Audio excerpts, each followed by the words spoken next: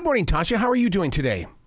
Hi, Arrow. I'm doing good. It's a good Monday. What an amazing journey that you've been on, especially getting up this morning to be with us so early in the morning because you're in Colorado Springs, are you not? Yeah. Yes, I am. It's currently 6 a.m. Well, there you go. We're getting up with the chickens this morning. Right. Oh, I don't even think the chickens have woken up yet, so that's in line today. I'm from the state of Montana, so I understand the beauty of those Rocky Mountains. What are you feeling when you see those mountains outside your window? Well, we usually check the weather by looking at speaks. Like, is it going to be a good day today? Is it going to be rainy? It's going to be cloudy. Is it going to be snowy? So that's the first thing I think of. But it's so nice to wake up to mountains in the morning, and the sunrises and the sunsets are just beautiful. And I love mountains, so I love living in Colorado Springs. Oh, I'm totally with you on that because I live in a forest here in South Charlotte, North Carolina, and this is a forest that we designed in 1997, and I totally love everything that has to do with trees and nature. Oh, me too. I'm a very nature person, so it works for me. Does that play inside your musical dreams and aspirations? Because, I mean, the spirit of that atmosphere outside your window has got to be a part of what you're doing. Oh my goodness, totally. I totally get inspired by it all the time. It's like, well, for me, like, nature is a place of like solitude. There's just nothing going on when I'm out in, the mountains, or when I'm driving through the mountains. It just like totally inspires you to not think of anything else, and it totally brings out songwriting. Like, some places where I struggle with songwriting, or if I'm thinking about something, I always end up writing it down. So it generally helps with that. Moving through those moments where you're struggling with songwriting, because so many people give up. I call them hider writers. They'll write so far, they'll put it underneath their bed. They won't come back to it for another 2 or 3 years. How do you get through that storm? I'm still learning as a new songwriter, as a singer on stage. The voice has definitely helped me to grow in those areas. I've met so many songwriters on the show, and it's totally inspired me to do that. But really, I'm one of those shy songwriters. Like, those songs stay in my notes app. I have a hard time sharing, because it's such a vulnerable thing to share your songs, because it's either your story, it's like your heart, and it's deep stuff, man. So as confident as I am on stage, I'm not so confident with my songwriting. So I'm still working on, pushing through and remembering that, whatever I have to say does have a spot and does have a place in the world. And, if it reaches one person, and if it connects with one person and helps them get through something, that's enough if it matters to the one. So, have you ever written a song that needed more than just being in a song? And the reason why I bring this up is because my last book was based on a song that I wrote. This is the saddest song I've had to write. And I thought, wait a second, you have to have a story to say this is the saddest song I had to write. So I wrote a book. Right. Oh, wow. That's awesome. Well, congrats on your book. So then have you been in that position? Because do you ever wonder, why is it that it's not that you're trapped into songwriting, but once a writer, always a writer in any place you want to be a writer? Yeah. Yeah. I have so many songs in my notes, and yeah, like I said, I'm still learning. I still try every day to put something down in there just to get creative and just to kind of get my brain working and learn from whatever songs that I'm writing. But really, it's just, you just have to be confident in yourself. You have to be confident in your songwriting. You have to know that whatever you are doing is enough and it matters. And to be honest, I'm still learning. I don't really have a good answer for that. I'm so sorry. But you're hanging out with one of the best songwriters on the planet. His name is Blake Shelton. Seriously. He's so cool. Yeah. Very down-to-earth guy. And I tell you what, I chuckle a little bit because he's making it known that this is his final season. But inside my heart, I'm going, Blake, you're never going to go away. Trust me, you're never going to go away. Yeah, totally. Well, when I first heard about it, I was like, this has got to be a joke. Like, yeah. When you think of The Voice, you think of Blake. And every other, there's always been coaches that have been on that panel that have been kind of, coming in and coming out. And but Blake has been that like consistent person. And so like it's going to be really tough. And I think he knows how hard it is too. With, he makes jokes about it all the time on the show, but I think internally he knows how difficult it's going to be. But we're definitely going to miss him. I love Blake. I've had the honor of working with him, and he's just the most kind human ever. And it's always good to see that, like when you meet your heroes, when you meet the people that you look up to, it's so nice to see that they're like genuine humans too, besides just being awesome artists. Well, the entire Blake team it's amazing where yes, it is a competition, but he doesn't put you guys in a position of you're against each other. He wants you to work together. Oh, totally. So, and I love that about him. Yes, totally. He was one of the things that he said in our rehearsals when EJ and I were rehearsing. He was like, you guys just seem to be having fun. And we were like, yeah, you gave us a great pairing, and we have a great song. And, if we do the song really well, it gives you no choice so, to give us either the playoff pass or somebody steals us. And so, I'm grateful that he pushed us towards that goal, because he was like, I just want you guys to do so well that I don't have to let you go. And we're like, you got it, Blake.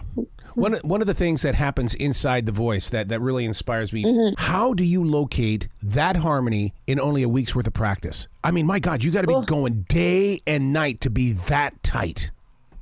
Totally. We had practice rooms that were available every single day from 6 a.m. to like 10 p.m. Wow. And EJ and I, we had a room booked like every single day. And so we made it a thing of practicing every single day, because that song was something that EJ, I don't know if he's shared this, but it was something that we didn't know well. Mm-hmm. And we had to work really hard. We had to work really hard to get those harmonies down and, get those parts together. And okay, what version are we going to sing here? And so we practiced every day for this song. So that's how you get them so good and so tight, because you just have to, practice makes perfect. Yeah, but also as a martial artist, I've also learned that practice can be bad practice, and you can create new habits. So what habits are you dropping? Right.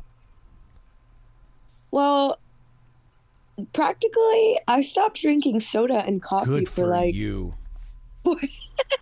I stopped drinking soda and coffee like the first day we landed, and I had my first like Coke when I got back home, and it was like the most magical moment of my life. Like seriously, it was so good. And I'm not a coffee person anyways, but practically we started all taking care of ourselves and drinking tea all the time, like drinking throat coat all the time, and making sure that we're not screaming. Yes. So it was hard. It was hard because I love talking and I love screaming. I love people. So boy, you're so right about that, in the way that listeners don't understand and viewers don't understand what we have to go through in order to protect this instrument right here. It's our voice. Oh, and you're right about I can't go to any professional sports game because I'll get so involved in it that if I rack up my vocal cords, I'm losing money.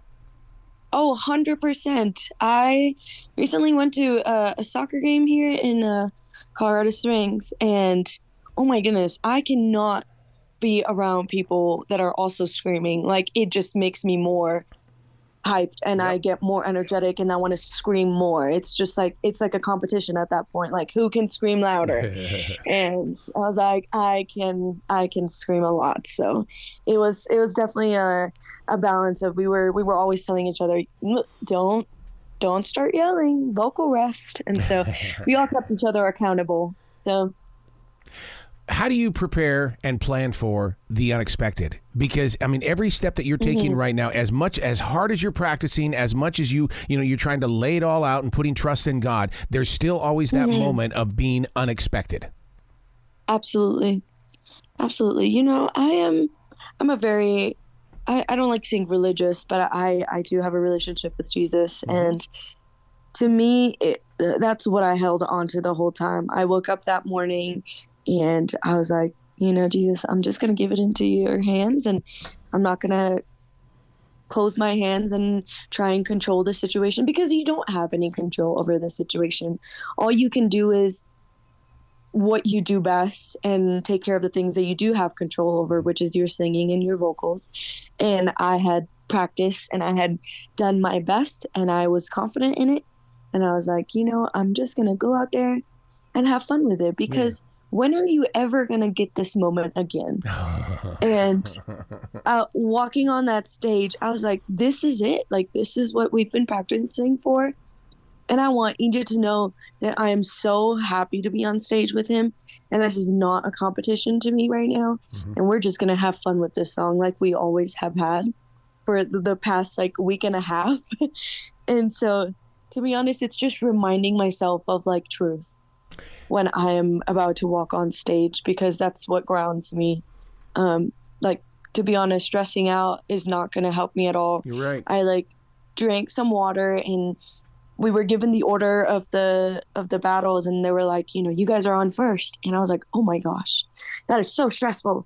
All these people, and what if they think blah, blah, blah. And I was like psyching myself out. And I was like, what an honor to like open the battles, with our performance. And it's so much fun, and it's going to make people smile. It's going to make people happy because of how much fun we're having. Yeah. So generally, it's just reminding myself of the truth. You just gave me an inside view of what happens on The Voice. I didn't realize that there is a schedule of when everybody, I just figured that everybody was recorded and then the editors decided who was going to go up. But you guys are physically on a schedule. Well, yeah, we're not like a schedule, but we're all back there. Like we're waiting for, our turn. And so it is really stressful to be in that room, in that back, like holding stage, and because we're all just waiting. We're like, oh my gosh, like who is going to go first? Like, should I go pee, and should I go drink some water? Yeah. Should I sit down and like ruin my pants, or do they have to get steamed again? Like, it's just like, so, or should I stop my vocal warm-ups, And so it's really stressful to be in that room. But that day we just all were so close, as season 23 contestants. I will say, no doubt, every single one of us will tell you that we were so there for each other, and we were so just excited to be there, that in the back holding stage, we were just like holding each other like, this is so much fun. We made it fun for each other because it was such a stressful situation. Our message yesterday at Elevation Church here in Charlotte was it was based on make peace with your strength, because we've declared war on our weaknesses every single day of our life. What is your strength? What peace will you make with it? I want to say like my family and my husband. Yes. They are the ones that ground me and hold me. And anytime I need them, it's not even a matter of like, I need to look for them. They're there.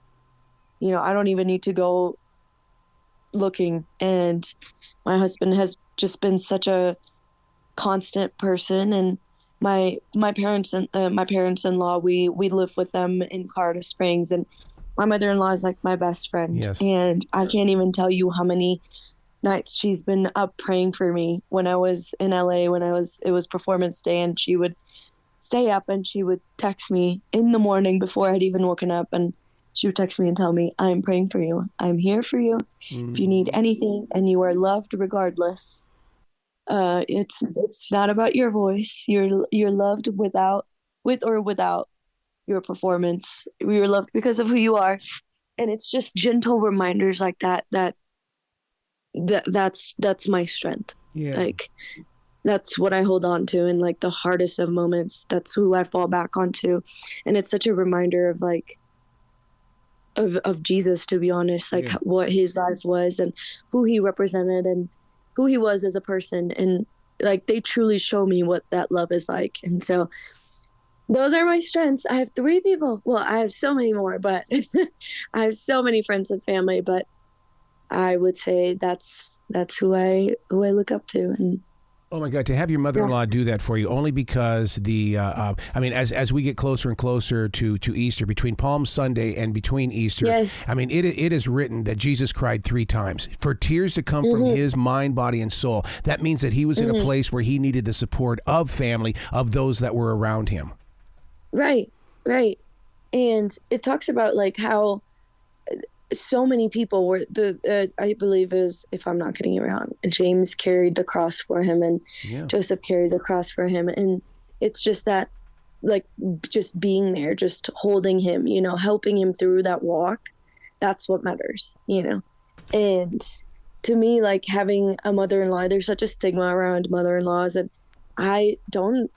I've never experienced that. I have only experienced love from my parents-in-law, and they have just been there for me through the entire journey of The Voice, as stressful as it been. A lot of people don't realize how stressful it is, but as somebody that's on the inside and experiencing it, I got to have an inside look, and my parents-in-law and my family were just so there for me in that, because it was so hard. And so to have those people in your life, it's so important to have those relationships, because they truly are the ones that matter at the end of the day. Worship music is growing beyond the 4 walls of a church. I mean, Elevation Worship has really extended into a world where they're winning Grammy Awards and things. With your own worship band, I mean, you've got to be feeling it inside your heart. It's like, now is the time. Yes. Get out there in the real world and get that word into the voices and the singing patterns of the everyday person. Yes. It makes me so happy to see that that's something that's coming up. Like, to see Brandon Lake win a Grammy Award, to see like Elevation and Maverek City Music like perform on the stage and get that award and like preach Jesus. It takes so much courage. It takes so much confidence to be up there and be like, share your faith with the world, like millions and millions people watching. Yeah. And it is so encouraging for the rest of us to see that, because it pushes us in that same direction of like, okay, yeah, let's do this. Like, let's put our heart out. Let's put Jesus' love out there. And so it is so encouraging. It makes me really happy. I'm really, really happy for all the upcoming like contemporary Christian artists. It makes me really happy. Inside your heart, do you feel that you have been chosen? I need to set this up a little bit, because I'm blessed with the opportunity to talk with a lot of authors who are writing about their nationalities. And what I love about these authors is that they're saying the readers finally see their faces on the covers and inside the books. Do you feel like that you have been chosen to be one of those people, so that little girls and little guys can say, that's who I want to be? Yeah.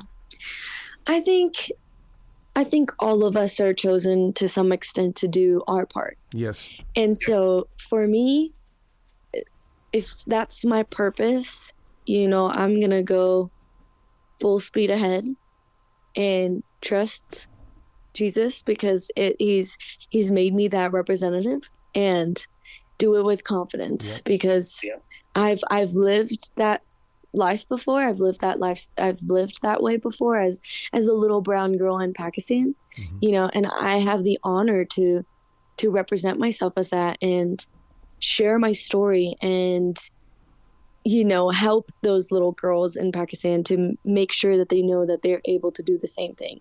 And so it brings me so much joy. There's definitely hardships in that too, but because it sometimes it gets to you and it's like, oh my gosh, like this is way too hard. This is such a big task.